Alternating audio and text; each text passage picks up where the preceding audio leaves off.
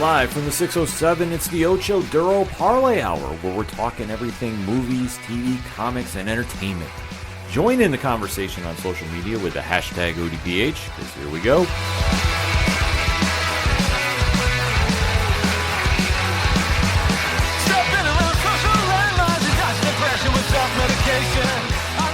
Welcome to an all-new edition of the ODPH podcast. What's happening, everybody? My name is Ken M. Joining me in studio, as always, you know him. He's the co-host. His name is Padawan J. Let me talk to you. Yeah, and boy, do we have a lot to talk about in the land of movies, TV, comics, and more. You are tuned into the entertainment edition of the ODPH. And we definitely want to keep that conversation rolling with you after the show. So, Pat, where does everybody go? ODPHpodcast.com. Right on. Swing on over to the website. Everything's been updated on the front page. So you need those social links. Boom, we got you. If you need the Patreon link, one tier, $2 a month, and a shout out to all our amazing patrons, boom, we got you there. TeePublic Store link, the blogs, the classified section, which has friends of the show, such as 3FM Podcast, Dragon Master Games, Nerd Initiative, and many, many more. The directory. Pat, how many providers are we on? It's over 9,000. See, that is why he is a statistician to the stars, because I can never keep track. Also, we have a great music section where a lot of the bands that you hear on the ODPH and 607 Podcast Network are featured, and they're putting out some new music too, so that is always great to see. So if you want to get some Brian Wolff and the Howlas, Tom Jolu, Second Suitors, Shout at the Robots, Floodlands, the list goes on and on and on, but amazing musicians. You can go there, click on their pages, get their downloads, go follow them. They're fantastic people. That's why we endorse them. And if it's anything and everything that is the ODPH, you can always find it at odphpodcast.com. And remember on social media to use the hashtag ODPHpod. Kicking off this edition of the show, we have to recap a series that is now, it's weird to say, it's at the halfway point. I know. I don't hate that, though. I don't hate it either. There's not a lot of room for fluff. Mm-hmm. They're getting right to the point. And obviously with the hoopla, if I can use that word, yes, behind it, I'm not mad about it either. It's just crazy to think that we've waited for this series for so long as fans. Yep. It's finally here, yep, and now it's going to be gone. Well, and I think the nice thing about it, too, is you think back to the final season, although technically it's 2 fucking seasons, yeah, where it was 24 episodes. And now, granted, they broke it up, and it didn't all air, in one long stretch. Right. With the holiday break in between, like most television seasons do. Mm-hmm. They broke it up, but still, it was an absolute slog to get through. And just stay motivated even to the end of like, listen, it's the final season. We just got to get through these next couple episodes and then we'll be done. This one, it's like, all right, we got a new episode coming. Like when I had issues watching the episode last week, because the service provider I watch it on was having issues, even though they said it was me and it wasn't. I was genuinely bummed. I'm like, shit, I'm going to have to avoid, spoilers and social media posts until the episode gets posted tomorrow so I can watch it tomorrow. Mm-hmm. Whereas with the final season of The Walking Dead, if that had happened, I wouldn't have been that mad about it. I'd have been like, whatever. Right. I mean, that's the one thing that obviously we're going to be talking into the latest spinoff from The Walking Dead universe on AMC television entitled The Ones Who Live. And yeah, I have to agree. The return show, if you will, obviously there has been so much behind this project. I think that's the only way we can describe it. Yeah. Starring Andrew Lincoln as Rick Grimes, Denai Guerrera as Michonne, Pollyanna McIntosh as Jadis, who has been a thorn in their side, to say the least. Mm-hmm. Since we have heard about this, it was originally supposed to be a movie, and then obviously it spiraled now into its own show and miniseries. And coming in, there has been a lot of hoopla for it, and there has been a solid ratings for it as well too. So we do have to classify it because, like Pat alluded to, the end of the quote-unquote flagship show of The Walking Dead was the never-ending story. 24 episodes. They actually broke it up in 3 parts because it was 8, 8, and 8. Yep. But honestly, it felt forever. Yeah. It literally was never going to end. Yeah. And unfortunately, that show has run its course. It needed to end. That's why also, I got to say the ratings for the episode on Sunday, despite going up against the Oscars, fairly good. Oh, what were they? 905,000. Oh, really? That's actually up.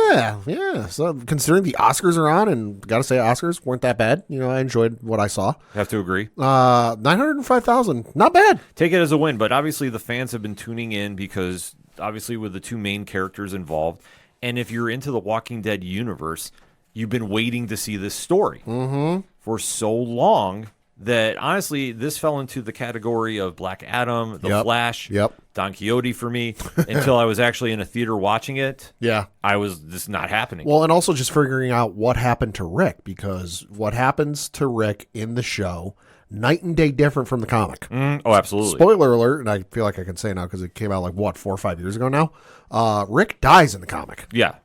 In the last arc, which was at Alexandria. Yeah. For Brave New World. In the show, obviously, still alive. Right. They took some detours with it, and that's one thing I like about the show when they do something creative Yeah. and different. Yeah. And that is what we have here with The Ones Who Live. So if you're new to the ODPH, first and foremost, thank you for checking us out. Drop us a review on your favorite podcatcher. It definitely helps the algorithm. What we like to do is give a spoiler-free statement after we give you a little background about what we're talking about. So if you haven't seen what we're going to be discussing, we're not going to ruin anything for you. We give you a countdown. Pad puts it in the liner notes of the show as well. Mm-hmm. That is the absolute fail-safe that we're not going to ruin anything for you, the fan, of what you want to watch. However, though, after we get done with that countdown, we deep dive and do not hold anything back. So consider yourself fair warned. So that all being said, let us get into the recap of episode 3 of The Ones Who Live, entitled Bye. Pad, what you think? Thought it was a good episode. You know, a little bit of anticipation with this and see where they go, because this felt like the first full episode where we weren't kind of in the, all right, how did we get here portion? Mm-hmm. Because as we know, a number of years had passed since we last saw Rick and Michonne to where the show is now.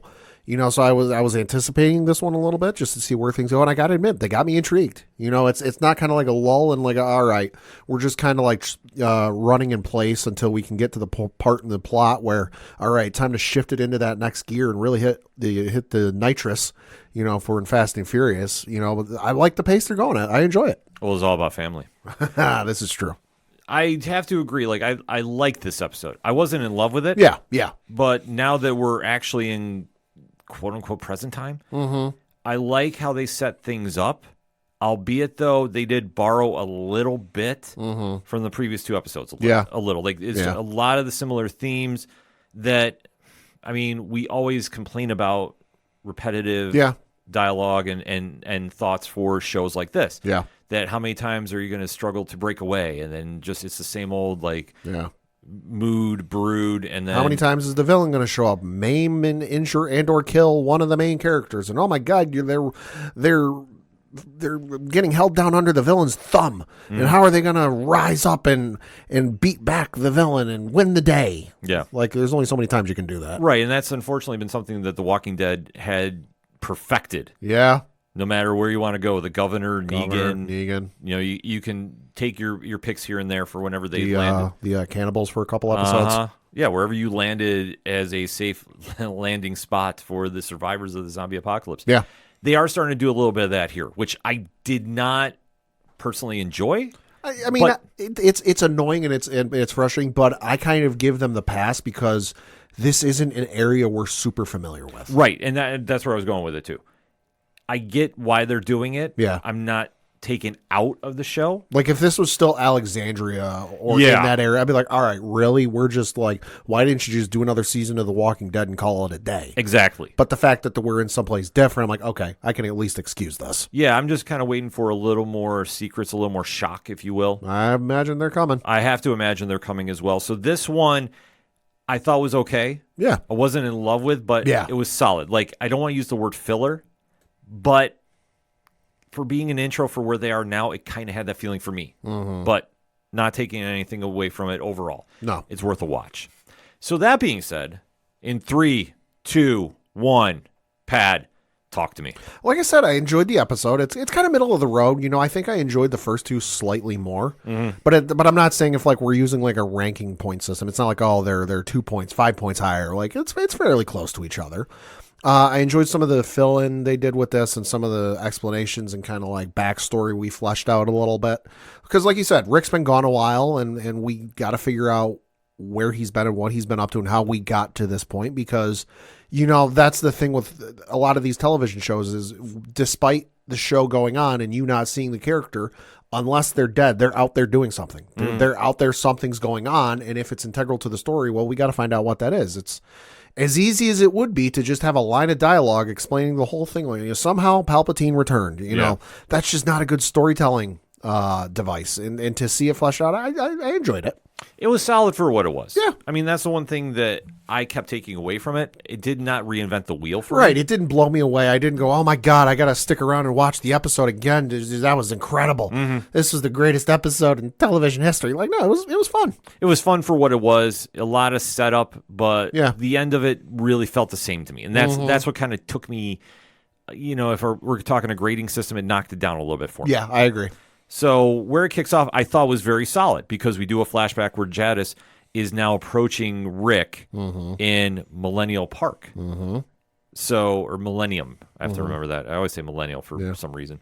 And you get the little background about what is going on with the CRM and how Rick has gotten there and is now getting used to the ways of the colony, if you will. And the CRM, at least for you and I, because as we've said before, we did not see all of Worlds Beyond. Right. For what we've been exposed to, the more I learn and the more I see with the CRM, the less I like them.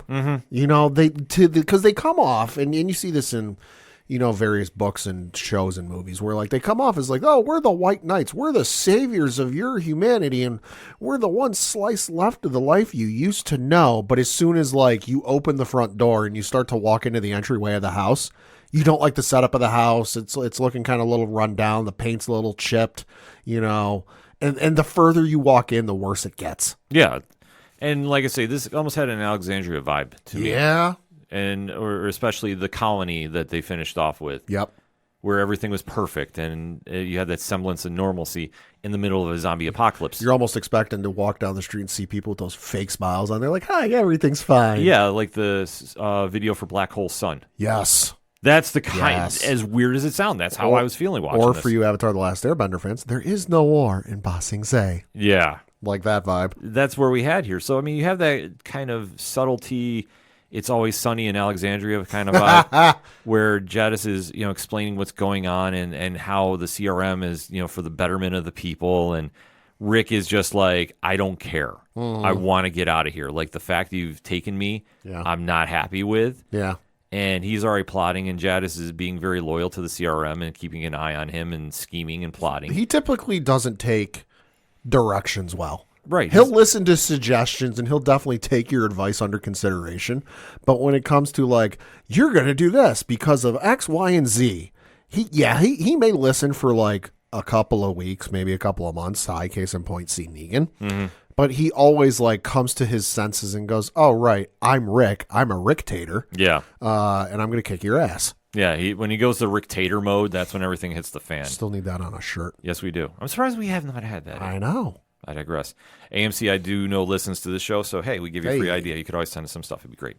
But then we jump to the present time, if you will, and we run into Pearl Thorne, who's played by Leslie Ann Brandt, because when Rick returns to base, he is now trying to enlist Thorne's help of getting Michonne into their what's the program there? Consignment Thank program. you. Yeah. Yeah, it's kind of a little weird thing. But Jadis is watching everything. Because she knows. Yeah. So she sees that Rick and Michonne are up to something. And Jadis literally gives the warning like, hey, you're now part of this, whether you want it or not. And if you live or you leave, I'm going to kill everybody that you love. Yep. Just because of reasons. Because she knows where he lived. Yeah. And she's willing to bet they have not left. Yeah. Which is an odd stance, but, considering where we saw Jadis the first time, right? That it's like, you are in a very, very interesting scenario here. Right. I mean, it's odd, but it also makes sense because this isn't exactly like, The Sopranos, where, hey, you got to listen and do what I say or else I'm going to burn your house to the ground. Yeah. I'm going to, every vehicle or every business you own, I'm going to destroy. Like, there isn't really any of that. Like in this world, oh, you're going to burn my house? Oh, that's all right. There's like a million other ones I can move into just as easily and be fine by the end of the week. So you really got to go for like the heartstrings and really go for like, hey, I can't threaten your house or your car because you really don't have those. So I'm going to go for your friends and your family because at the end of the day, that's what you're fighting for. Well, that's the whole thing. The Jadis knows too much. Yeah, that's true. And knowledge is power, and she has almost 9,000 here, if you will. Well played. Thank you. So that's ultimately the trump card that she has over Rick. So when the attempt to escape, Rick is saying, I'm going to stay, you go back and warn everybody. But Michonne is not willing to go. Little stubborn. A little stubborn, but we have to think about it. We just had an entire episode of seeing how she risked everything to get reunited with him. She spent like the last 6 years or whatever was trying to find him. And she finally made it back. Yeah. No, stubborn, but I get it. Right. Fully understand. And I was watching this going like, Rick, what are you thinking? Yeah. You really think she's about to leave? Yeah. Yeah. And just poor planning on his part. But then again, that's what Rick does best. Yeah, that's true. Just putting it out there, folks. It's honest. So we do skip from the scene after Michonne says she's not leaving with him. After the big escape attempt fails, she goes back to Millennium Park, runs into the person responsible for the artistry on the iPhones. And he's very familiar with her story and her family. Yeah, so he knows a lot of details. Which I was not. They didn't really dwell on too much. I don't like it. Yeah, that was a little like... It made my skin crawl a little bit. Yeah. Like, ooh, my spidey senses are tingling. Yeah, that was just a little TMI. Especially... Because it wasn't even just like, oh, yeah, you're Michonne. You're the one Rick had me draw on the iPhone. It's like, oh, yeah, and Judith and everybody else. And, like, he just starts naming names, and I'm like, how the fuck you know this? It had a vibe of The Truman Show. Ooh. That's what I caught from it. And if you've ever known that movie, you'll understand that. And I'm just sitting there going like, they know an awful lot about Rick. So is Rick telling everybody? And I mean, that would be a Rick move if he did. Yeah, it would. But I'm going like, that is just way, way too much. Yeah. So Michonne, though, is like inspired by this because obviously being reminded of the family and kind of what she's given up and what she's fighting for, like a reassurance. I liked how the scene played out. I thought Denai Guerrero did very solid with this. Yeah. But then they shift things to the echelon briefing, which the CRM is like telling everything. Yeah. All of a sudden they're on the up and up. Yeah. Okay. How did you feel about this playing out? Felt weird. Yeah. Didn't necessarily know why the hell they were doing it, but I'm like, all right, I'll just ride along for the ride here. It's the weirdest sales pitch. Yeah. That after all this time of like, we're forcing you to stay, but wait, here's why. Yeah, it's like, what the hell? What's behind door number 2? Exactly. So it's like, it's not really making a ton of sense. I think it was just the CRM management, if you will, realizing, all right, we're selling them a line of shit, and they know if it looks like shit, it smells like shit, it's probably shit. So we got to be at least, maybe not pull the curtain back all the way. Yeah. But pull it back enough that, like, okay, they can trust us a little bit. And, the one who buys into it is Thorne. Of course. Because Thorne is just sitting there going, like, basically, this is how I'm getting up. Because, like, this ultimately trickles down because Thorne relays this to everybody else after. Because, like I say, Thorne's getting, is not sure exactly if that's what she wants to do, but winds up doing it. But it's like, hey, there's a whole point to this. And like I say, it's just like how much the CRM is playing everybody here. Yeah. And that's what throws it off. Because, like I say, when Thorne's meeting with them in that meeting and getting all that information, right? Like, it just kind of feels like you're talking to the viewers, but you're also talking to Rick and Michonne too, because like everybody seems to know too much. Yeah, like that's where I'm kind of going. A lot of people outside of Michonne know a lot, and that does not include us. Yeah, so they get brought into this whole idea of going on a mission because obviously the CRM is very tactical about clearing out paths for walkers. And they do go on this retreat, so to speak, and have to go clear some out. But this is where Thorne is trying to give instructions. And it's kind of... I don't know if it was just me. You can explain this, Pat. Do you get a sense they're trying to force a love triangle here? A little bit. Yeah, or something weird. Yeah. There was something weird about Thorne's mannerisms after the meeting where, like, she's now... trying to recruit Michonne for this mission after she sees how Michonne is killing walkers at the brickyard, where everybody's blown away of how fast she's killing people because reasons I don't like. Well, yeah, she's Michonne's there, and whoever was she working with Thorne, I can't remember, but whoever she was there working with is like, oh my god, what do I do? And Michonne's like, bam, bam, bam, like drops like 3 or 4 walkers while it's taking the armed military, you know, because they're in body armor with assault rifles and the whole 9. They're like methodically walking slowly to approach their target and make sure they get the perfect kill. And Michonne just goes, samurai warrior on him and just goes bam, bam, drops him. and they're all like, "Oh my god, you know how to handle yourself." Yeah, like I say, when they start talking about that after the fact, because it's Rick and Thorne walking around. Yeah. And they see that, and so they're all trying to play that, oh, like, Rick doesn't know Michonne. And, like, they telegraph that a little bit, so when she comes on the mission, it's like, oh, what happens here? So this is probably the part of the episode, though, I thought made the most sense. Yeah, I agree. If you will, because once they go on this big Walker extinction event, Uh-huh. Michonne is trying to break away. Uh-huh. And she's told to stay back by this like battling ram type device they have. Something weird like that, yeah. It was like, I don't know, third-rate Mad Max. I'm sorry, like I'm going to be honest about it. It just was like, I got a lot of Mad Max vibes from this episode. yeah, like for being such a technological savvy establishment, the CRM had a lot of like hodgepodge weaponry just thrown together. Like I can understand. Well, I mean, it kind of calls back to, I forget what season it was of Walking Dead, where they started noting that, like, hey, like, it's great we have all of these weapons, we have all of these guns, but, like, nobody is making them anymore because of the way the world is. So that's when they turn around and they start having to make their own bullets. Yeah. You know, so I think it's just a callback to that. Like, hey, we've got all this stuff, and yeah, that's all great and all, but, like, it does deteriorate. It does decay. Like, stuff rusts and doesn't work. So stuff is going to be MacGyvered together. Mm-hmm. Yeah, so this is, like, a weird setup. But this is where you see that Rick and Michonne are, like, trying to do their other break again. Yeah. And they wind up, because Michonne decides to break rank and start pushing this. It looked like, seriously, a Dalek from Doctor Who. Yeah, something like that. Just like in a wheelbarrow. Like it's a weird. Yeah. You have to see it to get full adjustment. That's the easiest description I can give it. So we see this going forward. Rick decides to go help. They're going through everything. It looks like they're going to make the breakaway, and then like Rick gets cold feet again. Mm-hmm. And during this, you see Thorne is like, I'm done with Michonne. And has this like weird look on her eye. Mm-hmm. And she is trying to line up a kill shot. Rick catches wind and like jumps in front. His spidey sense goes off. Yeah. Which, I mean, plays into the dramatic of, you know, their relationship and all that. Uh-huh. So obviously Thorne doesn't kill her, but they set off the Dalek, as we'll call it, taking out everybody else. So more or less Rick is considered a hero of the day. Yep.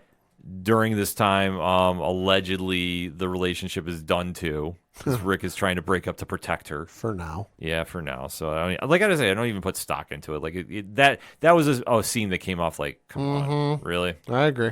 But the end result is when Rick goes back to the Echelon briefing, like I said, they had a couple of them this episode, which was very telling. Like I say, so I apologize if I got that confused earlier.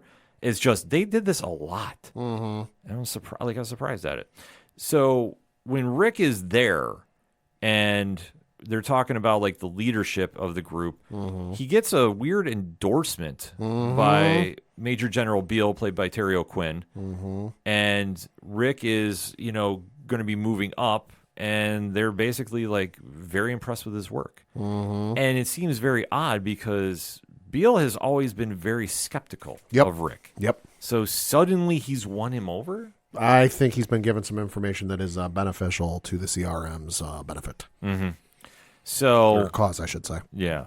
But before that can happen, though, they're supposed to get like this helicopter ride. Of course, got to arrive in style. And so before that, he can have that summit with the entire CRM camp. Michonne gets on this helicopter and basically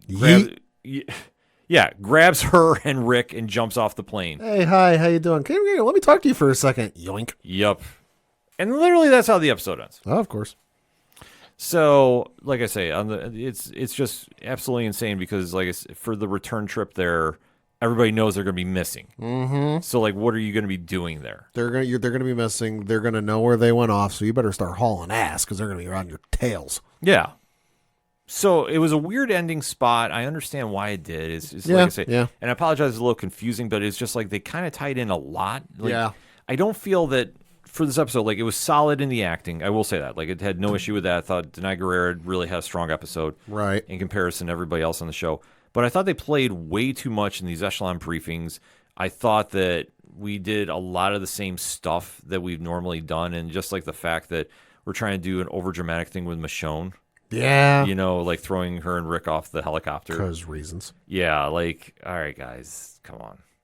So I think overall it was solid for what it needed to be. Yeah. Wasn't blown away by it, but like I say, I thought it was solid for where it was, but it left me wanting a little more out of this. Mm-hmm. I thought once it got streamlined, I don't know about you, Pat. I thought it was an okay ending. Wasn't the greatest. Could have been a little better, but I'm here for the ride. Yeah, I'm here for the ride too as well. Like I thought, like now that we're in present time, we got a lot of wiggle room to move. Yeah. And just, I really want them to get down more to business, more streamlining a few things. Yeah. I understand, though, it's like they got to do multiple briefings because now since Rick is rising in the ranks, but still it's very confusing catching up with that. Right. But now that they're back on the run, it's going to be anybody's fair guess. But with 3 more episodes, obviously we got a lot of room to talk. We shall see. We shall see indeed. So hit us up on the hashtag ODPH pod. What is your thoughts about The Walking Dead, The Ones Who Live, episode 3 entitled Bye? Did you like it? Did you hate it? And why? Let's talk about it, shall we? We're going to take a quick break first, though. We'll be right back. Hey all, I'm Frank. Join me and my friends as we talk about all things geek. Here at Geek Freaks Podcast, we go over the weekly news of everything in geekdom, from movies to TV, to video games, and comic books. We also have a growing YouTube community. Join us as we go over everything in your geek life and share in the love of geekdom. Coming back for another segment on this edition of the ODPH podcast, and we have to recap a double shot this week of one of the Star Wars universe's favorite shows. The fans have really been into it, and unfortunately, this is a swan song for it, as has been announced. That is the final season. And Pad, what is that show? Season 3 of Star Wars: The Bad Batch. Yes, the spin-off in the Rebels universe. The spinoff of the Clone Wars. The universe. Clone Wars It's all universe, one I universe. It's all one story, but it's the continuation. Yes. And the story of the unique group of clones that were considered, well, not up to snuff. Defective. Yes, have now made it their mission to take down the Empire by any means necessary. Or at least be a thorn in their side. And they have been escalating business throughout their 2 seasons. Now going into the back-to-back episodes, Clone Force 99 has definitely got their work cut out for them. So we are going to be talking spoilers about episodes 6 and 7, Infiltration and Extraction. Much like the first segment that we did with The Walking Dead, we give spoiler free, then we give that countdown, and then all bets are off. So, Pad, let's talk about Infiltration and Extraction, shall we? Thought there were 2 good episodes. Not the best, but they were enjoyable. I can see why they did them back to back. Yeah, I agree. Because it all kind of feels like one big episode and one big story. And if they did in the typical, weekly response, it wouldn't have been as strong. It would have been a little weaker. But I still enjoyed it. It was very, very good. Yeah. It was a one-shot that they obviously ran over time. Yeah. That's the feeling of this. Yeah, they reached the end of the first part, Infiltration, and realized, oh, hey, there's more story to tell here. Yeah. Let's do another one. Yeah, so it made perfect sense to do it back-to-back. Because originally I thought it was going to be a bigger event than it was going to be. So did I, yeah. But it was solid for what it was. It's not bad. It was really a strong one-shot, one deal. Yeah. So I'm okay with what they were doing here. I'm interested to see, obviously, we do have a lot more episodes to go because it's going to be taken up right to May 4th week. So it's one that, if they took a little break here to do, I think it's more of a setup for down the road, though. Could be. That's the vibe I got from this. Could be. So we'll definitely have to wait to see how this all plays out. But let's get into that spoiler talk and really deep dive. So in 3, 2, 1, Pad, talk to me. If you watch them back to back, I think it's a stronger viewing. But if you only watch one, go do something else, and then come back and watch the second one a couple days later, it might not be as strong. Agreed. So. But that being said, it was a fun episode. I'm going to call it one episode because that's essentially what it was. I enjoyed it. Interesting setup, like you said. It's probably a setup for something down the road because a lot of times, most often with Star Wars, especially the animation department, what seems like filler, what may seem like a throwaway little thing that they just included for story or plot purposes for that episode, probably going to come back into factor down the road. So we will see. We'll definitely see because obviously coming into this, we had a big return last episode. And who was that, Pat? That would be Crosshair coming back into the fold after being outside of the fold for about 2 seasons. So now with the addition of Crosshair to the team, they have now made a point to go and free their cloned, how would you describe? Brothers. Thank you. I was going to say, like, the cloned colony of, the troopers that they're part of, because obviously they know the Empire's up to. Yeah. And they know that obviously with what's been going on, they're trying to be very proactive about this. So this leads them to where we are now, because with the information in hand, the batch is out for blood, if you will. So where this kicks off, we do have Ave Singh, who is a former senator of Raxus. Raxus, yeah. One of the old planets from Expanded Universe coming into the canon. Yeah, I was going to say. First time I think this is from the stuff I've read and watched. I think this is the first mention of Raxus, which is awesome to see personally. Yeah, I was going to say, this was all really new to me. Yeah. So when you do see that Avi is meeting with Rio Chuchi, Chuchi was a former senator. I don't know if she's still a senator, but she was a senator under the Galactic Republic. So before the Empire rose up, she was with the planet Pantora. Which, fun fact, you do see them in the films. There is a blink and you miss it cameo from George Lucas in episode 3 where he is playing Senator Chuchi's father. Oh, interesting. Yeah, it's a little bit of connection. So we do see that Rex and company are guarding Abe. And during this meeting, well, somebody tries making a kill. Yeah, because this is obviously very still early stages of the Empire. They're still using clone troopers. That's kind of the tell of where they are in the storyline without overtly saying a year, because they don't like, you can keep track and there's stuff in universe to keep track of where it is, but like they don't ever outright say it. It's always a visual thing. That's how we kept track in Clone Wars of how close they were getting to episode 3 was when the armor changed and when X, Y, and Z changed. The one clear tell of where they are, at least in the timeline from between Revenge of the Sith and A New Hope, is early on in the Empire's days, they were still using clones.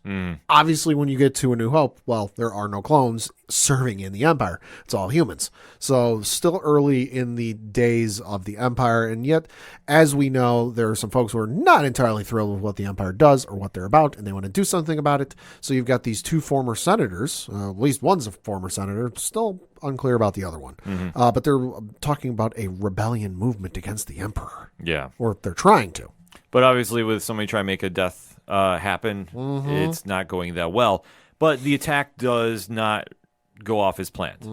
And the said assassin is captured by Rex and company. Yep. And he is obviously He's a clone. He's a clone that they want to press for some information. He didn't sell out. He bought in. Yes, he did. But obviously, knowing who sent him, another clone is sent to go clean up the mess, so to speak. There's always a cleanup guy. So during this, Rex's people find a listing for Omega. It's basically a hit list. Yeah. And Omega's on the list. So that is going to cause a little bit of a red flag. Yeah, because she's a little bit unique. The first female clone that they know of, or at least they're aware of. And obviously there's a lot pressed about her. And as we, the viewer, know, I don't think Rex knows at this point, or maybe he does. It seems like he's been in contact with the Bad Batch crew off screen. He sees this list and goes, we need to tell Hunter and crew. Yeah, so Rex gets in contact with the Batch to his base on Teth. And this is kind of where we have a little bit of a meeting of the minds, so to speak, because you do have Omega and Crosshair are just relaying about, what they know about the Imperial's practices, if you will, and their assassin division. Yeah. Which is absolutely wild. So once word breaks about one is in custody, Crosshair has a little bit of like, hey guys, just want to tip you off a little bit. Yeah. And what is the information pad? There's a secret tracking implant inside the operative. Yeah. And like, hey, they can see where he is. And should note, if this exterior of this base looked familiar, it's because it is the same monastery that was from the Clone Wars movie. Ooh. Where Anakin and Ahsoka rescued Jabba's son. I'm looking at this, I'm like, this looks fucking familiar. And then I looked online and Teth was mentioned. I'm like, oh, that's right, Teth. Great catch right there. Thank you. But unfortunately, too little, too late. Yeah, too little, too late, because The assassin that was meant to do cleanup work does it and takes out the captive prisoner and decides to blow up the base on the process. Because, hey, you're all on the wanted list. So, and I can get paid extra. Exactly. So it's like, I've hit the lottery. I just got to take everybody out with me. So, hey, it works. So the base is blown up. And an Imperial team is now deciding to go clean up all the scraps possible. And who is leading that team? Commander Wolff, who fan favorite, one of Dave Filoni's favorites also, because Filoni's a big Wolff fan, so hey, Commander Wolff. But he was the clone commander under Plo Koon of the Jedi Council. Plo Koon, he was the one with the mask, if you remember that Jedi. But yeah, he served under him, and he's clearly still buying what the Empire's selling. But he is en route, and he wants Omega. Yes. So while he's en route, of course, Rex and company are trying to go through the base, and obviously knowing that, well, we have people now coming after them. So it's kind of making for a little pressing issue here. Like, we need to GTFO ASAP. Yeah. So they get on a shuttle, and they're ready to escape. But the assassin shoots, the second assassin shoots the vessel down. Number 2 makes a number 1 shot right into the engine. That's the easiest way you could describe it. Pretty much, yeah. And causes this big crash. And obviously, this is now not playing into the favor of our favorite clones. The good guys. Yes. So we do see that there are more people chasing them. And number 2, we will just call him number 2 because I don't think he ever got an official name. No, I don't think he did. Number 2 is probably the smartest one here. I'm going to put it out here. Yeah. Because if you're going to go after anybody, he decides to go after Crosshair. Well, of course. Yeah. Even though Crosshair... Birds of a feather. Yeah, who has been a little shaky, let's not lie, because his conscience is his guide, and his guide is saying, like, what are you doing here? He's conflicted. Yeah, he's now apparently conflicted again. Reasons. Yeah. But number 2 decides, well, you know what? I'm going to take care of Crosshair, because if I take care of him, all my problems are solved. Yeah, so never mind, I'm outnumbered if it's me versus them. Yeah, which I love the tenacity. Yeah, hey, can't fault him. No, so they get in this big fight over by this waterfall because obviously they're running through the land here. And the fight sequence, very, very cool. Got to put it out there. Fight sequences from the animation crew, always good. Yeah, so they make their point to do it. And even at one point, too, it looks like Crosshair is dead. Yeah. Because he's choking him underwater. Yeah. Which was a little interesting to see. There are a lot of times Star Wars animation is not for kids. Yeah. Which this is one. Yeah, I sat there, I was like, well, we didn't have a rating on this, but let's rock and roll, shall we?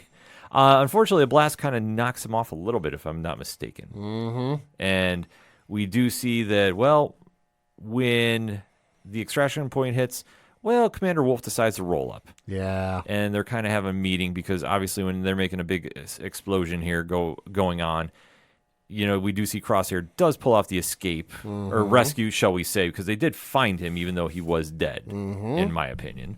And this is where Wolff is kind of having the one-on-one about everything going on. And the softer side catches up with him. Yep. So he decides to say, all right, Rex, you guys do what you got to do. We're going to pretend we didn't see you.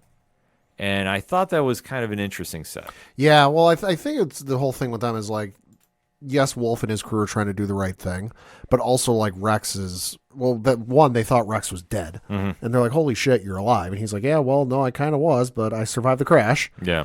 And then he appeals to Wolff's, human side. His emotions, whatever you want to call it, and goes, hey, listen, I realize you have a job to do, but like they didn't tell you all of the stuff to do with the job. Right. Like here's the info they didn't give you. And Wolf's like, what? Like, okay. Yeah. Well, we understand. So the parting words is everybody keep Omega safe because reasons. Well, they have to find, and they also have to find out why the hell the Empire wants her so badly out of every person in the universe. Yeah. And let's not forget Project Necromancer. Yeah. And there was also the mention, I think it was mentioned in one of these 2 episodes. I know it was mentioned earlier in the season. M count was mentioned. In case you don't know what M count is, I know I'm going to make some people cringe, but it all ties into what they're trying to do. Midi-chlorians. Oh. And midi-chlorians are what help the Jedi use the Force. And Omega's got a really high midi-chlorian count. Unless, of course, Just saying. she is Palpatine. Dun, dun, dun. Kidding, folks. That'd be a hell of Kidding. a twist. I was going to say, that'd be an insane twist.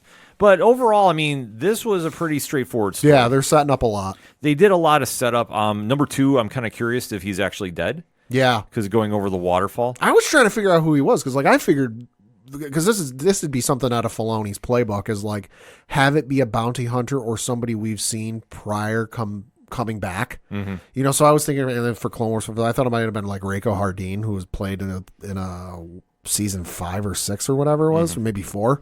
One of the later seasons of Clone Wars. I was trying to figure out who it was, but they never said who it was, or you never heard the voice, so I don't know if the character even got credited. So maybe we'll find out somewhere down the road.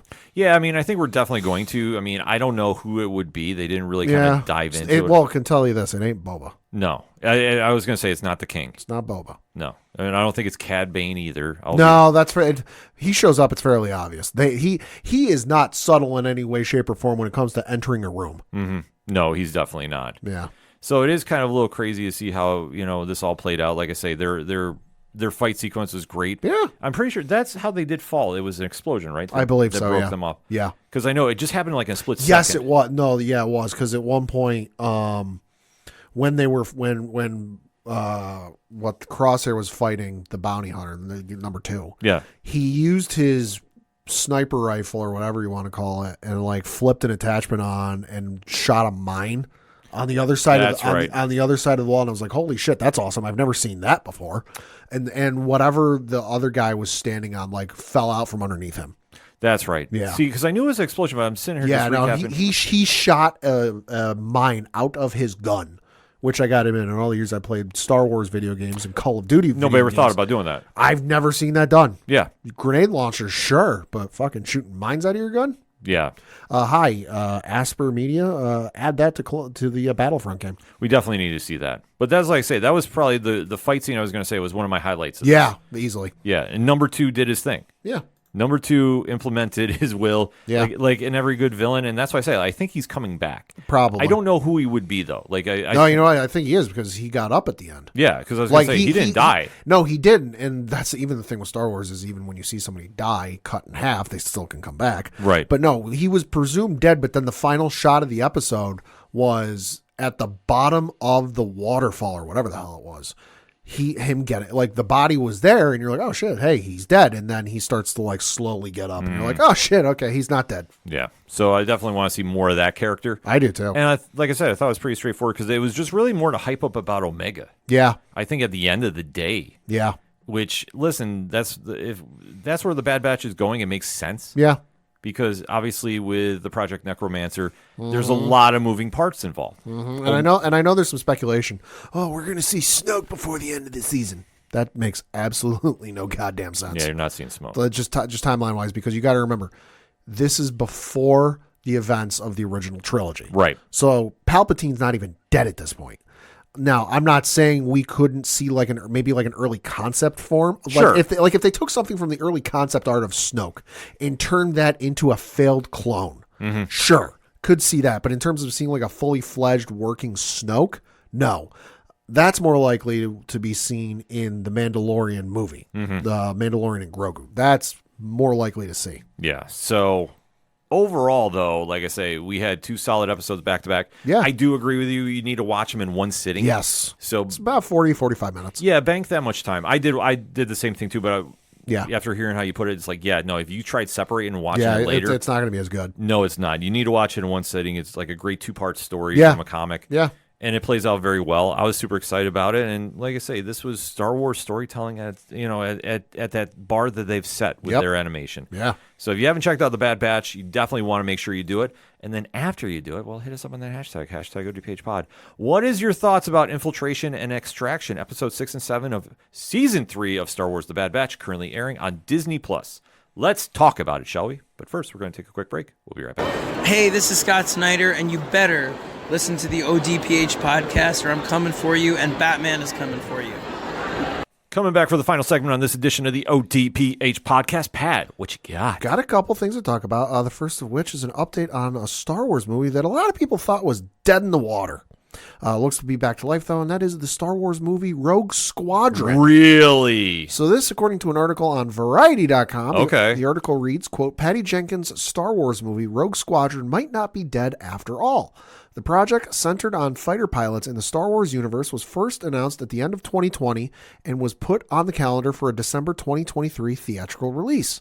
By September 2022, however, Disney had pulled the title from its release schedule. Variety reported last May that Rogue Squadron was no longer in active development at Lucasfilm. Okay. In a new interview on the Talking Pictures podcast, Jenkins announced that she is now once again in development on the script for Rogue Squadron, following the dissolution of her planned Wonder Woman 3 at Warner Brothers and DC Studios. Variety has reached out to Lucasfilm for comment. Quote, when I left Star Wars to do Wonder Woman 3 and I started working on that, we talked about, well, maybe I'll come back to Star Wars after Wonder Woman 3.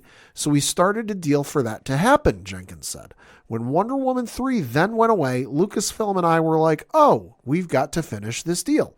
We finished the deal right as the strike was beginning, so I now owe a draft of Star Wars. So we will see what happens there. Who knows? They have a hard job in front of them. What's the first movie they're going to do? Jenkins added about Lucasfilm. They have other directors who have been working, but I am now back on doing Rogue Squadron. We'll see what happens. We need to get it to where we're both super happy with it. Close quote. Rogue Squadron is still not yet confirmed to be officially happening, but Jenkins is working on a script for it. She said she would be absolutely happy to make it, adding, quote, the emotion of Star Wars and what it stands for is something so beautiful in this world. If I can do something beautiful and do something that serves that audience, I would love to do it, close quote. So I am all for a Rogue Squadron movie. If you've played the video games over the years, you know how good that story can be. Mm-hmm. Make it like Top Gun or Top Gun Maverick, but in Star Wars, and like you've got a hit on your hands. You can do no wrong with this movie. You know, it's funny. We talked in the first segment about projects that until I'm in a theater watching and they're actually physically watching. Sure. That is up there. No, I agree with you. So, I mean, I'm optimistic. I mean, it sounds like it's got promise, but it's been so tied up that you know, and like I say, I'm adding that to the list of like I need to be there to watch it. Sure. And then we got to talk about a trailer that came out last week for a show coming out on April 11th to Amazon Prime Video, and that is Fallout Show. And I got to say, this looks really goddamn good. You know how a lot of people say video game adaptations are a little hit or miss. This one looks like a hit. I know that from what I understand, this is not going to be an adaptation of one of the games, but it is going to be set in the same universe as the games. Mm-hmm. So you'll see some of the same characters appear. You'll see some crossover and stuff. And I do know that the head of Bethesda did give the creators of the show, like, hey, here's a list of stuff you can't really do because we've got plans for this. Yeah. So it looks like there's a little bit of cohesion and operating between the two sides of like, hey, let's make this all one big happy universe. And you know what? That could make it a lot of fun. It definitely could. Like I say, it looks good. It looked good. I have to agree with you. I mean, I've never been a big fan of the franchise, but it looked intriguing. Sure. And obviously, we got to talk some comics. And as we are recording, there is some breaking news from Marvel. They waited for us. Well, they did, and shout out to Marvel for sending us the press release. It had been talked about at South by Southwest that there was going to be some major news coming out. Okay. We finally got clarification about what to expect after the Cocaine Age in X-Men. Which is coming very soon. Very soon, because once we get to X-Men 35, which Legacy it's 700, right? The Krakoan era is done. And we do know that it's wrapping up. Obviously, there's two series going on right now, Rise of the Powers of 10, Fall of the House of X. Both are going on simultaneously. Right. Leading into that issue, then where we're going from here is really up in the air until today. Because at South by Southwest, there was a big meeting going on, panel, and it was announced that we have 3 books coming out starting in July. First one, X-Men, written by Jed McKay and Ryan Stegman. According to the press release from Marvel, Krakoa is no more, but the X-Men fight on from their new base in Alaska. The X-Men raise a flag in defiance. Join Cyclops, Beast, Magneto, who, if you see the promo art for this, is sitting in Xavier's chair. But he colored it Magneto colors. Yes, he did. And it he's looks, also wearing a suit. it looks badass as all it can be. I'm not going to lie. This cover art or the promotional art, I want as a poster. Ryan Stegman, I believe, drew it. Yeah, yes, he did. Ryan Stegman and Marte Garcia. Yeah, it looks phenomenal. We have it up on odphpodcast.com right now, or on the Facebook page, and I will try getting it on the website too as soon as we're done with this. But going back, so Magneto's on the team, Psylocke, Kid Omega, Oh, boy. Temper, Magic, and Juggernaut. And if you see the design for Juggernaut, That's a good design. that's freaking awesome. Yeah. As they assemble against new forces battling the destiny and philosophy of the mutant species, mutant business is their business, end quote. Not really surprised Cyclops is teaming up with Magneto. No, I'm not either. Especially these days. Well, the thing about it is where they left off before the Krakoan era, there was that kind of Yeah. weird parallel that was going on. Yeah. So depending on how everything wraps up with Krakoa, I could see how this plays into effect Yeah. a little bit. But if they're really taking on the big problems, especially from being based in Alaska too, which I thought was very intriguing. Definitely an interesting choice. It definitely is. I'm super excited. I think the creative team is going to really do some awesome Yeah. things. The one that jumps out to me though, just because I'm a big fan of her work, Uncanny X-Men, written by the one and only Gail Simone. Oh, boy. Art by David Marquez. Going from the Marvel press release once again, outlaw heroes. Once again, the X-Men embark on a new mission, making themselves home in the Big Easy. So they're going to be stationed in New Orleans. Okay, given who's on the team, that does not surprise me. The X-Men protect a world that hates and fears them. Join Rogue, Gambit, Nightcrawler, Jubilee, and Wolverine on explosive superhero adventures, uncanny as ever. The X-Men are back to saving the day mutant style, end quote. So Nightcrawler is going to be the voice of reason on that team, right? Yep. Because everyone else is going to be a little hot-headed. Yeah. Uh-huh. And you know what? Like I say, that is probably the most classic lineup in recent memory. Yeah. And I'm here for it. Like I say, I'm not the big Jubilee fan. Sorry, Stu from SWO Productions, but I'm actually excited to see her on the team. So I think that one's going to be a real strong book that is due out in August. And then the one that I will admit has got my attention because I'm not sure what to expect with this A one. little different. Exceptional X-Men, written by Eve L. Ewing and art by Carmen Carnero, who actually is doing the art in this week's Amazing Spider-Man 45. Hey. So, going by the Marvel press release one more time, Mutant Kind's two greatest teachers mold the next generation of X-Men. Kate Pryde has returned home to Chicago following the war with Orcus. Having stepped away from the world of mutantdom, she is nevertheless called back into action as she crossed paths with a trio of new young mutants, Bronze, Exo, and Melee, who clearly need training and guidance. Unfortunately for Kate, Emma Frost thinks so as well, end quote. Fucking hell. Oh my God, give this to me. I'm all in. I'm all in. This is what I've been waiting for as an X-Men fan. Uh-huh. Like I say, I love the Krakoan era. I'm one of the few people that really, I thought they did some crazy things with it. Some hit, some didn't. Yeah. Some really didn't.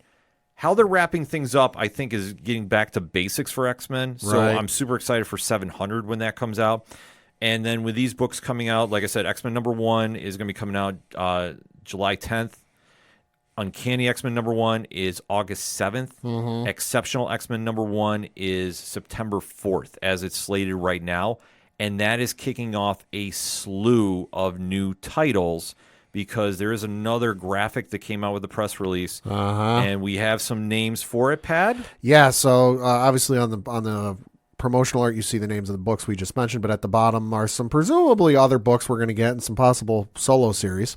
On the names, you have X Factor, X Force, Wolverine, Storm, Nyx, and Phoenix. Yeah, NYX, which, if I'm not mistaken, I think that might be Laura Kenny. Probably. And that was a throwback to the original series she came and debuted from. So, overall, I mean, Pat, what are you thinking about this? This looks like a lot of fun. This has got some potential. Krakoan Age has been a lot of fun. Good rebound and jumping off for X-Men if you haven't read X-Men in a while. And to see them kind of lead out of this and see where things go, I'm interested. I'm all in. I'm all in. Gail Simone coming back to write this. This is a take my money moment now. Yeah. So Yeah. but I'm excited for all three books, to be honest with you. And then whatever's going to come out of the other books that is slated, NYX, I think that could be a really interesting series. I have a feeling it's Laura Kenny, but I'm not 100% sure. X-Force has been really good with Ben Piercy writing it. Right. Obviously, I don't think it's going to be the same one that we saw during the Krakoan era. Wolverine, I imagine Piercy's writing that, which, I mean, if it's not broke, don't fix it. So that says it all right there. X-Factor, that could be, no pun intended, the big X-Factor. Yeah. I think that could be a lot of different things. I'm assuming with Phoenix, that could be Jean Grey. That could be maybe something completely different. I don't know. Presumably, it's going to be Jean. And, if they do a Storm regular ongoing, I'm completely on board with that, too. Yeah. But like I said, this feels like the X-Men line. I don't want to see the line go any bigger than 10 books. Yeah. It's like, that's a lot to ask for fans. Like, trust me. But super excited to see all this kick off. I know that there is going to be something involving Free Comic Book Day involving this. Yes. So definitely we'll be talking about that more as we get closer to that day in May. But a lot of things to be super, super excited about with this. And like I say, if more information about that, stay tuned to ODPH podcast.com and Nerd Initiative. We'll be talking about it there very, very heavily throughout the weekend here. So that being said, we did allude to some comics, and I did allude to an Amazing Spider-Man 45, Pat. You did, and that's one of the books I'm going to be picking up this week. Zeb Wells is still writing it. Carmen Carnero is the artist, as you mentioned. John Romita is on the cover. The description of this reads, "The gang war is over, but New York City will bear the scars for a long time. While Peter was fighting the war, other parts of his life kept going on, and the consequences will be felt here. Plus, what mystery is bubbling up at Ravencroft?" Now, you mentioned Ravencroft. It's usually not good. It's never good. Never good. Then we got a trio of Star Wars books I'm picking up this week. First of which is Star Wars Darth Vader, issue number 44 from Greg Pak. This one reads, quote, "Rise of the Markors. Darth Vader is picking up the pieces after the Scourge wreaked havoc, but could a rebel squad of cyborgs bring chaos to the Dark Lord of Order? Who are Vader's new troopers? Find out here." And I gotta admit, a little intrigued by this book. Yeah, Not really sure what's going on, but I'm in for it. I'm definitely intrigued by it. I mean, the cover looks insane. Yeah. So I'm definitely excited about that. Then you've got Star Wars Mace Windu, issue number 2 by Mark Bernardin, and this one reads, "Into the Storm Against the Boar Worm. Mace Windu and Azita Cruz must work together to escape the menace of the Boar Worm. But what else lies in their path, and who is following them? And what is Coaxium Ultra?"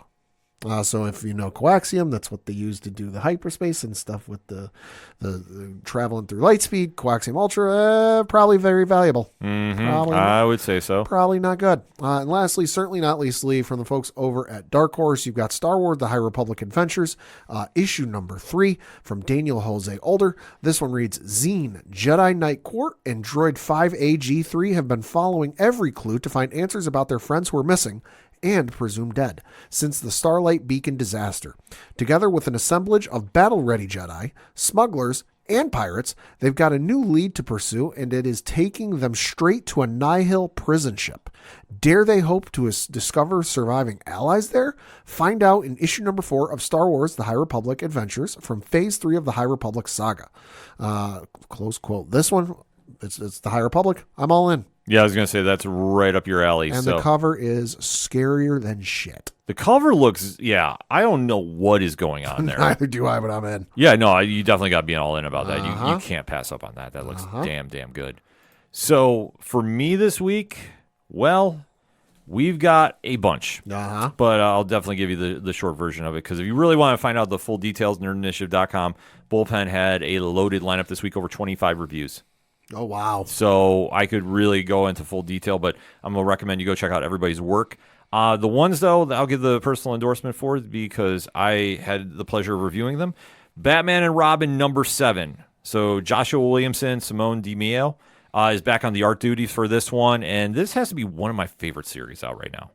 I really enjoy this a lot, and it's a very big break from Chip Zdarsky's Batman, which I do like, but this one really... Like, I want to say they put the fun in Batman. Okay. Like I say, there's a little more fun sequence. We do see the return of a character, if you're very familiar with one Damian Wayne. Flatline is back. Oh, boy. So it's a very cool twist to the story that's going on. I don't want to give anything too away, even though it's been out for a couple days now. It's still a great series.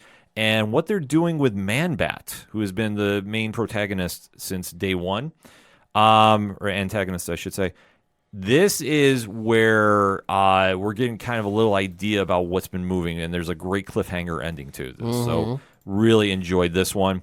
Also from Image Comics, Black Market Narrative. You know, if I say Black Market Narrative, Pat, it means only one thing. It's going to be nuts. It's going to be Massiveverse. Yes. And that is where we have issue number 8 of No One. Mm-hmm. Kyle Higgins, Brian Buccellato, Geraldo Borges is back on this book. He took last issue off. And let me just say this. This has been one of my favorite series out since it debuted. It's crazy to think it's almost been a year now. That is crazy. Since it debuted. And this series just keeps getting better and better as it's going. It's only got 2 issues left. Don't know what's going to happen after this, but if you like a good mystery, this is here. The book does go into a small, I want to call it like a subplot almost for this one, but they do come back to the main sequence. Mm-hmm. So it's not going to take you out of it. It's just something, a little add. A very interesting spotlight is shown on one of the main characters. Mm-hmm. And I was not expecting it. Right. And now I'm like, okay, well, this kind of throws a little, wrench in the mechanics here, if you will. Right. But with 2 issues left, I'm absolutely blown away by the series. I'm going to put it on record. I still think No One is J.C. Randall, the social media editor at the Pittsburgh Ledger. Right. So we'll have to see if I'm right. I put it on social media. If so, like I said, Pat, you have this timestamp. I do. I do not know anything. I have the pleasure of knowing all 3 of the top creators here for this book. They have not told me anything. I don't want to know anything. But if I'm right, I'm taking my victory lap, damn it. Because this book has just been absolutely lights out. Speaking of lights out, probably the biggest book at the comic shops every time it drops, Transformers number 6. Yeah.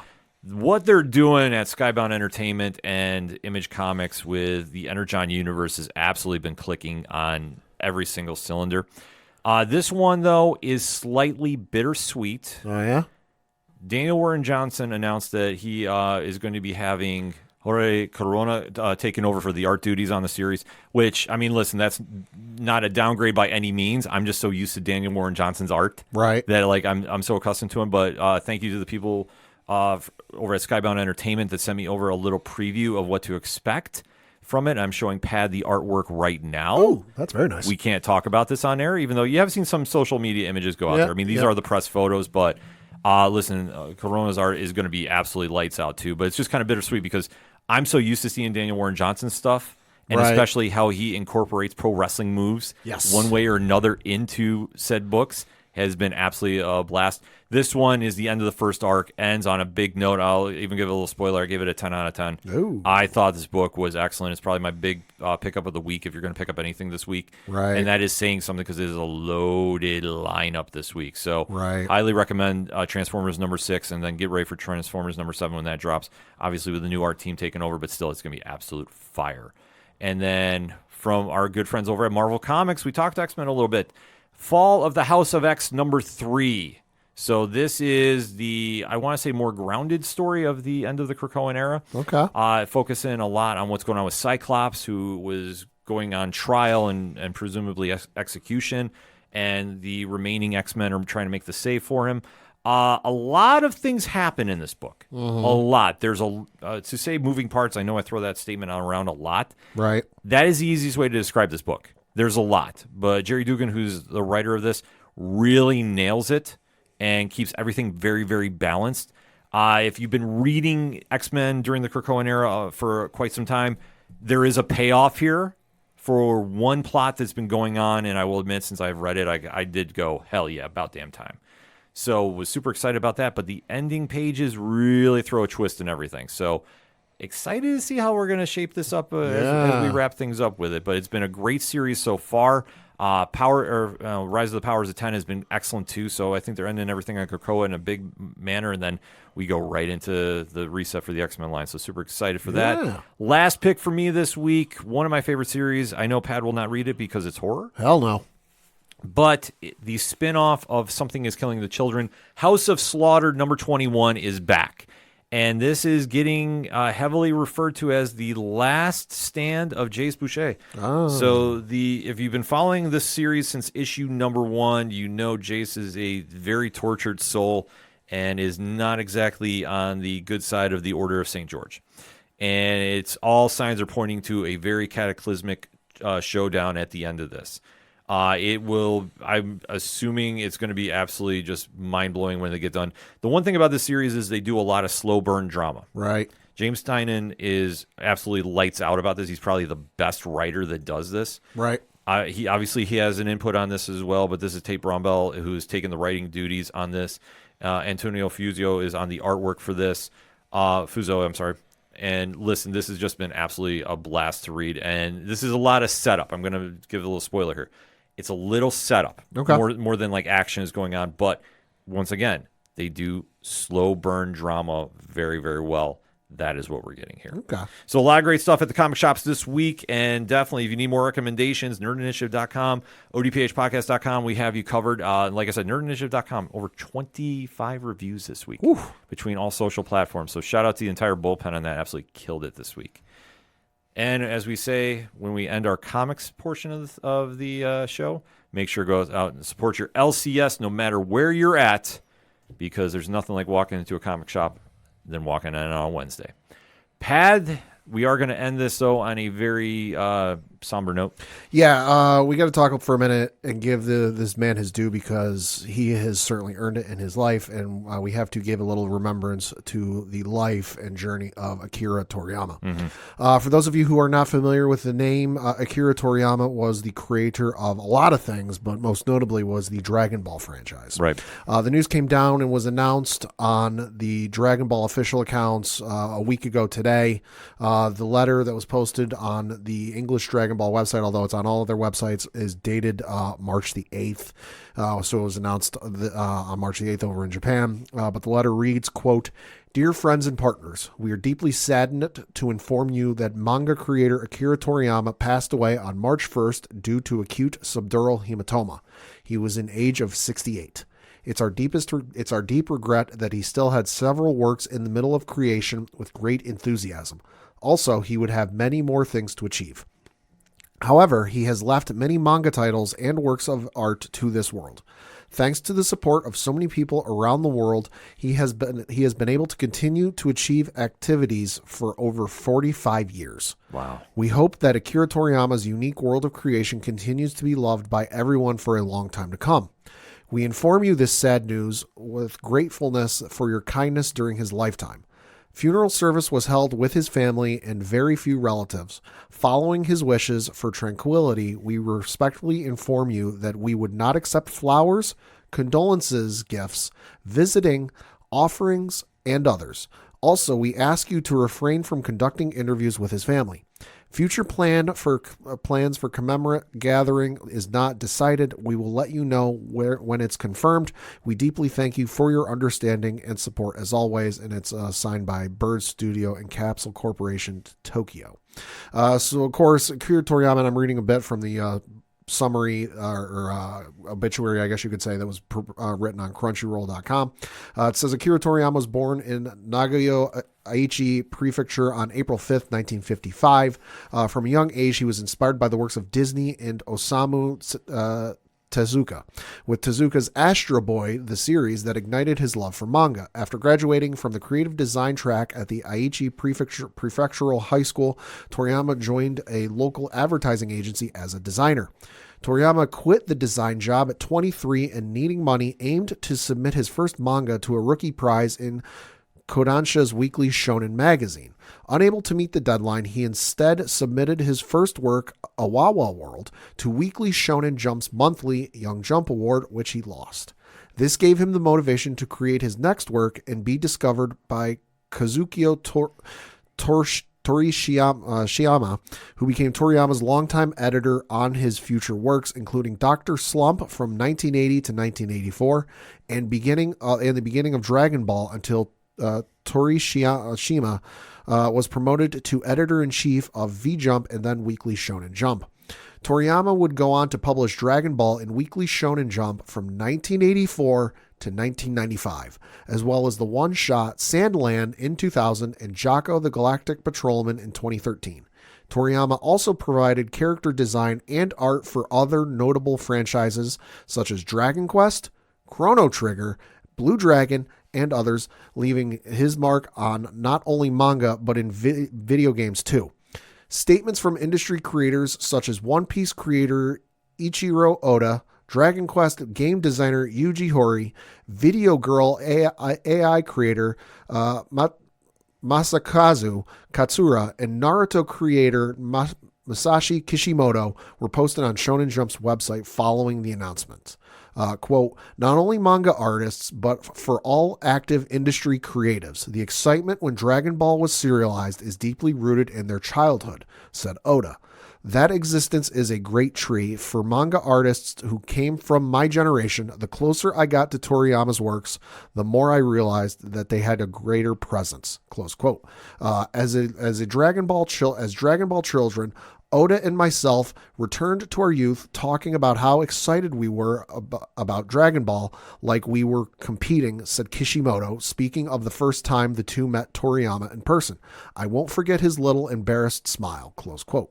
It cannot be understated the impact Toriyama's worlds had on generations of people around the globe for many. For many, Dragon Ball was their first entry into anime and manga, helping shape not only fandoms that have continued into adulthood, but also how they are as people and born friendships that have lasted decades.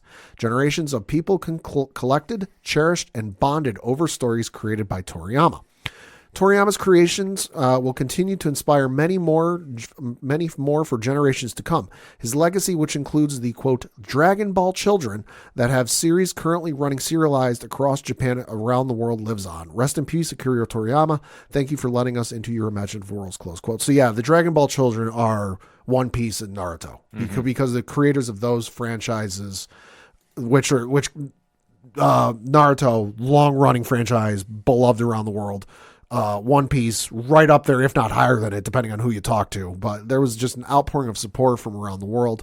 I know Christopher Sabat, who voices Piccolo and Vegeta, among a host of others on the Dragon Ball franchise, tweeted out, "See you in Otherworld, legend, hashtag RIP Akira Toriyama." Of course, for those who don't know, Otherworld is what they call the afterlife in Dragon Ball. I know that on the official Dragon Ball tweet that got posted out, tweeting out the letter, the Among Us Twitter account posted, quote, a legend. Thank you, Akira Toriyama, for entertaining and inspiring so many of us. Rest in peace. There's just this large outpouring of support. Crunchyroll put out the nice statement.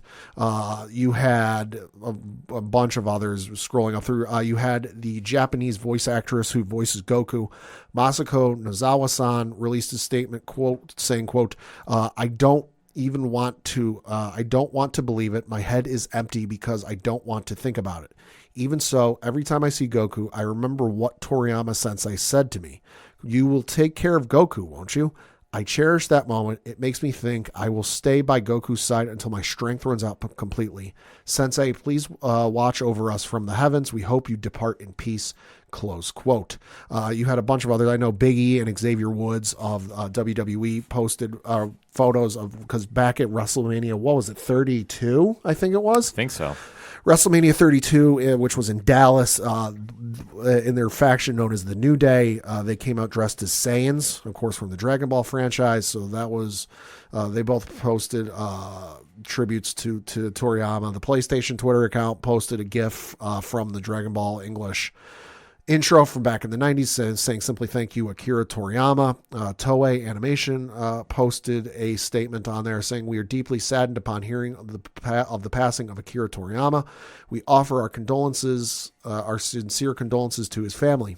Within our company, we have many staff members who worked and contributed to masterpieces such as Dr. Slump, Arale, and the Dragon Ball series, and who all deeply respected Toriyama Sensei. We are truly grateful for his guidance and contributions to our productions. It was such a great honor for us to be able to adapt the works of such a beloved creator cherished around the world. We offer our prayers for Akira Toriyama's eternal peace. We thank him for all the joy he brought to us all. Close quote. You also had, scrolling up a little bit more, in case there's Kishimoto statements, the football club in Italy, AC Milan, posted, quote, we'll try tackling life with as much energy as Goku. We loved every minute. Rest in peace, Akira Toriyama. And then they posted a photo with some of the Dragon Ball hair photoshopped on, two of their players doing the fusion pose. The Xbox Twitter account posted, thank you for everything, Akira Toriyama. Your legendary work will continue to inspire generations to come. Shonen Jump chimed in, as well as Viz Media did. The Archie Comics Twitter account posted an artwork that was done by one of their artists saying Archie Comics celebrates the life of Akira Toriyama, and it's Goku standing right there next to Archie, doing a pose. You know, it's Stephen A. Smith from ESPN chimed in, which I was not expecting that. Blown away by that. Studio Ghibli chimed in. You know, the mangaka of Dragon Ball, Akira Toriyama, who cradled us all as children, has sadly passed away at the age of 68. You know, and it can't be. I know it's been said by a lot, but for me, and I know a lot of others, Dragon Ball was the intro into anime and manga for me. I was already aware of it, because I remember when Toonami started on Cartoon Network back in the mid 90s. I think it started like 96, 97, somewhere in there. Like, I know they've showed some other animes. I know Sailor Moon was one of them, you know, a host of others. But the one I really latched onto and went, this is different, this looks awesome, was Dragon Ball. You know, and it quickly became the number one show at school to talk about with a bunch of my friends and classmates, where it was on at the perfect time. You got home from school, you had flipped on the TV, Toonami was on, and you're waiting for that new episode of Dragon Ball. And people nowadays, you got it easy. You got to wait a week for the new episode to come out, and it's always out. You know it's going to be out until you know when the end of the season's going to be, and you go about your day. The annoying thing, and I understand why it was the way it was, because adapting and doing voiceovers and dubs and all that is not as easy as it is today. Or not as easy then as it is today. Because, you know, I remember when Dragon Ball was airing, you know, they're waiting for Goku to show up on Namek. Yeah. And he finally shows up, and it's like, all right, he's about ready to start whooping ass and taking names, and we're going to see what happens. We had to wait 4 months to find out what happened. Because the episode where he showed up was in May. You had 4 months after that was the next episode. So I come home from school, because this was a daily thing, come home from school going, all right, let's see Goku whoop some ass. It's the first episode of Dragon Ball. And I went, what? Yeah. You know, it was just such a part of my life. You know, I thank him for everything. You know, the fact that, you know, I got to see the show, enjoy the show, and became such a fan of everything. I can't thank him enough.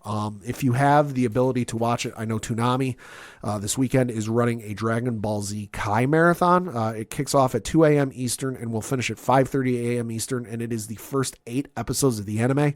For those of you who aren't familiar, Dragon Ball Z Kai was like a kind of like a redo, and that's the best way I can put it, where stuff was updated. You know, they cut the filler. It was more true to the anime. So it's the first episodes of Dragon Ball Z Kai. So that will be on. That's this weekend, Saturday, March 16th. That is when that is on. If you are not able to watch that, I do know in the United States, all Dragon Ball series, so Dragon Ball, Dragon Ball Z, Dragon Ball GT, and Dragon Ball Super, along with the Dragon Ball Z movies, and that's the Dragon Ball Z movies from like Tree of Life or Tree of Might or whatever it is, all the way up through Broly, are on Crunchyroll. So if you haven't seen the franchise in a while, or you haven't seen it at all for whatever reason, and because of this you're a little motivated to watch it this weekend or watch it going forward, in the States it's all available on Crunchyroll. Elsewhere outside the US, you have to do some searching and do some research on your own. Yeah. But to Akira Toriyama, thank you for the world you created. I would not have gotten into anime if it weren't for you.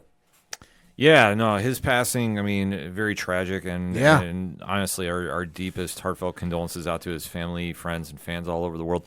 The legacy he leaves behind, I don't think people realize. Yeah, like, anime would not be what it is in the States were it not for Toriyama. Yeah. And the success it had. And even before that, because Naruto is influenced by Dragon Ball. Mm-hmm. One Piece was influenced by Dragon Ball. Yeah. I dare you to find me an anime out there today that is not in some fashion, whether large or small, influenced by Dragon Ball. And if you don't kind of understand the lasting legacy he had and the impact he had on the industry, the easiest comparison I can make is like when Marvel lost Stan Lee. Yeah. That's just how big of an industry icon Toriyama was. Mm-hmm. I mean, you can definitely sense that. I mean, you talk to anybody that's into the fandom, even a little bit. Yeah. You know, the tributes have been coming out left and right. Yeah. I know our guy, Mickey Smith over at Nerd Initiative did this amazing one for TikTok and our video platforms. So, I mean, you can just tell, like, just the impact that he's left on people and the legacy that he's leaving behind, too. Yeah. I mean, if you got the time this weekend, definitely go check some of the work out. Yeah, and like the letter said, this isn't the last we're going to see of him. Obviously the manga's still going on. He still had some work on that. Dragonball Daima is still coming down the road. He was working on that. So this isn't the end. This isn't the last. We haven't seen the last of his work. There will still be some stuff coming, and the franchise will live on. Absolutely. So definitely make sure you go out and support it where you can. Catch some of it this weekend. Yeah. That'll be the homework assignment. That's it for anything and everything that is the ODPH. You can find it at odphpodcast.com. That's it for the entertainment edition this week. So for the one and only Padawan J. Thank you. I'm your host, Ken M. Thank you as always for listening to the ODPH podcast. We'll see you next time.